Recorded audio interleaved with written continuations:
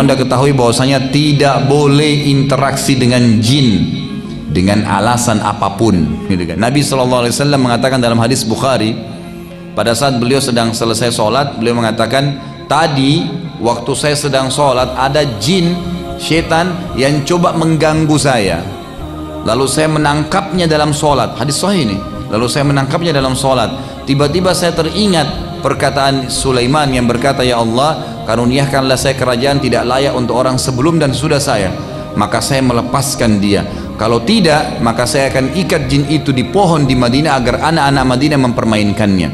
Tapi di sini Nabi SAW sendiri tidak interaksi, dilepaskan oleh Nabi SAW. Kata ulama, berarti tidak boleh memang manusia berinteraksi orang muslim. Walaupun anda alasan, oh jin muslim, tetap tidak boleh. Tidak boleh menikah sama mereka, makanan mereka berbeda, perhitungan waktu mereka berbeda, dan anda tidak butuh jin karena anda butuh Allah Azza wa Jalla. Gak usah jin untuk apa? Pasti dia minta imbalan. Anda bilang tidak, nggak mungkin. Itu sudah Al-Quran yang berbicara seperti itu. Mereka akan bekerja sama dengan manusia dan minta imbalan dari situ. Ada yang minta menikah dengan manusia, makanya ada dukun-dukun laki-laki atau perempuan sampai tua tidak nikah-nikah karena nikah sama jinnya.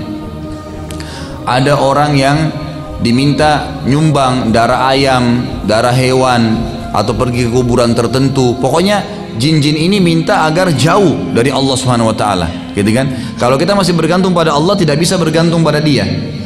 Dan satu-satunya cara untuk membuat orang bisa bergantung adalah memenuhi kebutuhannya manusia.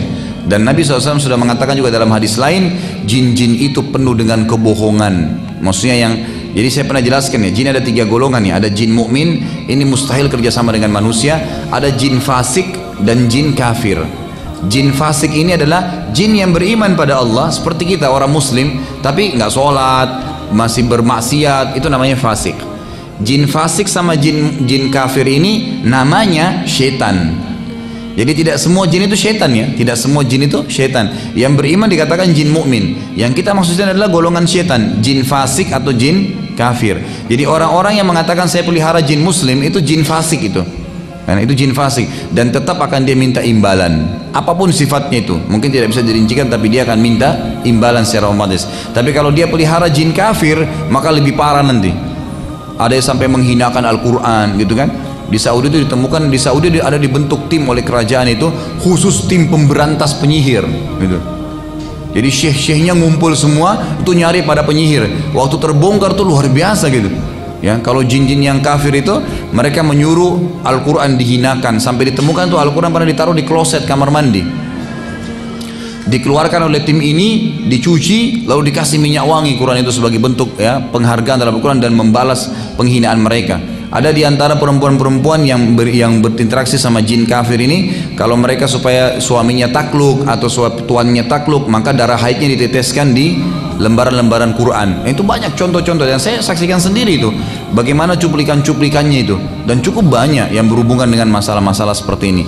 Dan saya sarankan anda membeli buku yang kecil, mungkin harga 5.000 atau 7.000 rupiah, itu membongkar praktek sihir dan kedukunan, diterbitkan oleh Pustaka Tazkiyah ya. Mungkin kalau bapak ibu yang pernah hadir pengajian saya di Al-Azhar, saya pernah bawain fotokopi buku yang dapat diskon tuh. Di antaranya buku itu, buku kecil sekali tapi itu buku yang sangat bagus.